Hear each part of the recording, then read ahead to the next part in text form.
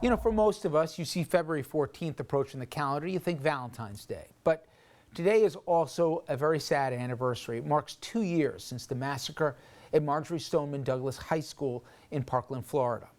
That's where the day is defined by love and loss. At this time, we will stop what we're doing and take a moment of silence in remembrance of the lives lost at Stoneman Douglas. Schools across the country, like this one in Fort Lauderdale, taking a moment of silence at 10:17 a.m. on the second anniversary of the shooting at Marjory Stoneman Douglas High School in Parkland, Florida. Today is a day where the entire Broward County Public Schools family and community has come together to honor the lives of the 17 that we lost and the many others who were injured. 14 students and 3 teachers died in the massacre. Students in Broward County released early from classes today so they can participate in a day of service and love. For many, it is a difficult day of reflection. Right now, it's just try to get through the day. But at the end of the day, you know, after what happened, you just got to look forward. Fred Guttenberg lost his 14-year-old daughter, Jamie. Every day we wake up with that massive hole in our heart, knowing what was taken from us. You don't ever forget that. That never goes away. As for the man accused of carrying out that deadly attack, no trial date has been set, but jury selection is expected to begin in late spring or summer. To honor the 17 Parkland students that were murdered 2 years ago to the day, and just as importantly, to both celebrate and honor the unbelievable work done by so many of the Parkland survivors and young people everywhere, we turn to our next guest, Kim Snyder. Kim is a Peabody Award-winning filmmaker honored for her work on other films, many of which connected to school shootings and what happens after. Her newest film is called Us Kids. It's a documentary about Parkland survivors and their fight for sensible gun laws, which debuted to high praise at the Sundance Film Festival. Hear a clip. I remember walking onto stage from the back. My first thought was like, I'm in danger. I am not here for me. I am here for you. So you don't ever have to fear of getting shot in your own classroom. I was even thinking, like, I'm not moving. I'm in one area. It's a huge group of people. Anyone can be standing in that crowd waiting. We're not asking for a ban. We're asking for compromise. Close the cracks and loopholes with thorough background checks and psychological evaluation. And one more request. Will you give up, or is enough enough? And Kim joins us now. Kim, thank you for the time. And one thing that is clear, at least from this, and I'm familiar with some of your other work, including on Newtown, you made a conscious effort to focus not just on what happened 2 years ago, but primarily what those kids specifically did in the aftermath. Why was it that important to say not just the shooting, but what they did and also what they ran up against? Sure. Well, you know, I made the film Newtown about that tragic shooting in Connecticut that we all remember, and I made that 6 years ago, and or started it 6 years ago. And the one thing coming out of that film and spending so many years with that traumatized community was that I felt the country wasn't really taking in or thinking hard enough about the cost of trauma to kids everywhere in the country, not just kids that come out of mass shootings, but kids in everyday gun violence in cities, and kids who experience people who've killed themselves with guns. And so that was really still very much a focus for me. And then coincidentally and oddly, I was in Florida pursuing another project in Tallahassee, the state capital, when this horrible thing happened 2 years ago today.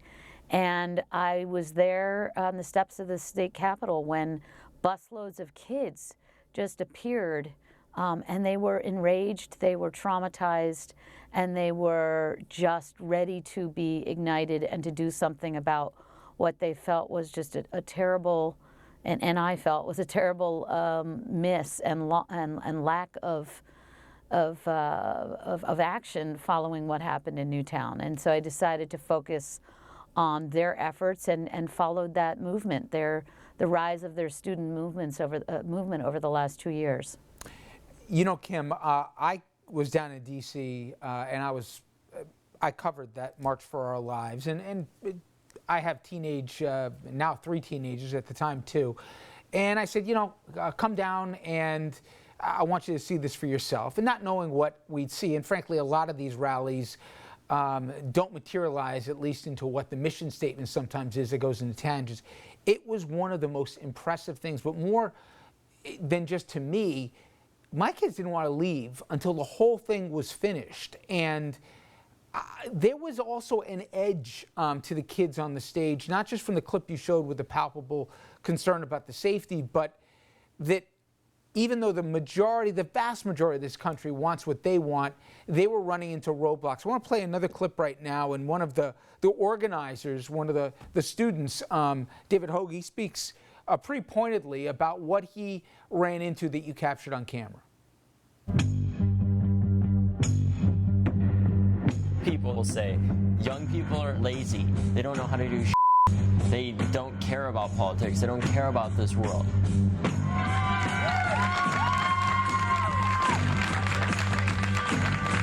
And then the second that we stand up and start doing shit, all of a sudden we're too young to be doing it. And that's a lie. I watched the March for Our Lives, and I just saw all these kids like me who were speaking out, and I really realized that it's my obligation to tell people what me and the young population care about. Because the young people aren't able to vote. You know, Kim, one of, in addition to the unbelievable conviction and direction these kids had, and still do have, was the pushback they got. And I remember repeatedly on Fox News, kids still in school were targeted individually over everything and anything here because they had the temerity to talk about sensible gun laws. You got close to these kids and you got to see firsthand not just the passion, but also what they ran up against. And they ran up against a lot. It's true, and it's chronicled in the film. I mean, the film is really, in a lot of ways, a historic document. I mean, what you witnessed in D.C. was, in fact, the largest youth movement since the Vietnam and civil rights era, led by young people in this country. And it was astounding, and a lot of people didn't know that after that moment that they might have thought was already an astounding accomplishment, which it was, that they put that together in weeks through the savvy of social media. They went on, and I followed them on a 50-city tour across America to really engage in civic dialogue, to to turn young people out, to care about this issue, to demand things of their local leaders on the issue of gun violence prevention. So, the clip you just, I'm smiling because that little Langston is in Sioux City, Iowa, and we met so many young kids. That's what was really amazing, was the younger ones who suddenly have these new role models to look up to and say, I want to be that. I want to be that kid. I want to be an activist. So there was this whole kind of spreading like wildfire, rise of young civic leadership and inspiration that was just a privilege to follow. And it really was, it was grueling. These kids sacrificed a lot. I think a lot of what the film captures is an intimacy of, as you saw, where you had to bleep out a bunch of stuff from David. I didn't clean them up, and the whole idea is, in the beginning, Samantha says we were just normal-ass kids doing normal-ass things, and that's exactly what the film is the idea of a coming-of-age story of kids, like a lot of kids we know. Are they special kids? Sure, but there are a tremendous amount of special kids, in this generation, just wanting to do good in the world and to correct a lot of the problems, and that's what I was able to chronicle. Kim, we've gotten close here to a lot of the Newtown parents, and given the ages of so many of those kids that were lost, the survivors couldn't speak in that age group for themselves, so their parents became advocates. And seeing what they have encountered primarily on Capitol Hill, and while they've made some changes at the state level, some lawsuits are still moving forward, I don't want to say a resignation because that wouldn't be fair, but from where they started to where they are now, they've become so rightfully cynical of the power of the gun lobby, the attraction of lawmakers on the Hill.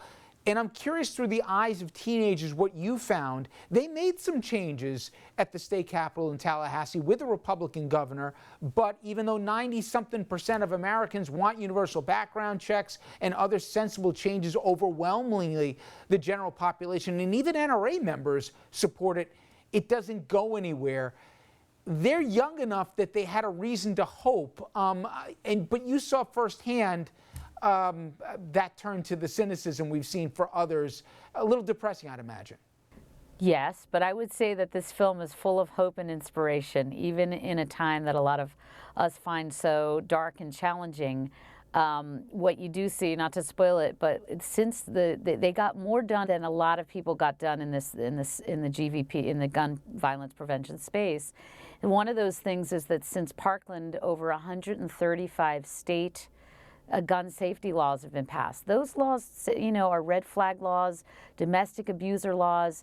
Those things save lives. They got a lot of that done, and some of what the film shows is also being very much responsible in the midterms for turning out the youth vote and actually getting rid of a lot of NRA-backed politicians who are basically there to prevent any of these sensible gun laws that, as you said, 90% of Americans agree with.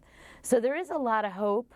Federally, sure, it's incredibly frustrating, as so many things are now with the stalemate we find ourselves in. But, we have at the end of the movie that they got the first federal legislation in 25 years through the House, and of course we know the story there. It's stalled in the Senate. But the thing about watching this film is that we all know teenagers don't take no for an answer, and they have nothing to lose. And what the film does is put you back, if you're older, to that age and to that feeling. And that's why I think it's more of a coming of age story of a feeling of not taking no and just not giving into apathy. So they have they have a lot to teach us about our apathy and about not becoming demoralized and not giving up the fight. It was amazing. In this production meeting we had this morning, we were trying to figure out, we knew there was the anniversary, but a lot of us thought it was 3 years or even longer. It's amazing that it's only been 2 years since that shooting. We've seen, obviously, other mass shootings, so many in this country in the interim, but a really interesting and timely film, and obviously given the anniversary, we're glad we had a few minutes with you. Again, Us Kids, it's playing in March at the Miami International Film Festival, and also it's going to be at South by Southwest. We have a lot of our audience in Texas, and they can check it out at the Film Festival in Austin there as well. Kim, I appreciate the time. Thank you so much. Thanks, and just a shout out to, my heart goes out to the Parkland community today, and just everybody in this country who's suffered any kind of loss from gun violence. Thank you again. All right, everyone, when we come back, we will switch gears. We're going to turn our attention to the 2020 race. Some new numbers coming out. Mayor Bloomberg making some real headway. We'll talk about that. Plus, Rush Limbaugh saying homophobic remarks about Mayor Pete Buttigieg, and, well, the president not exactly condemning them across the board. We're going to have that and much more right after this.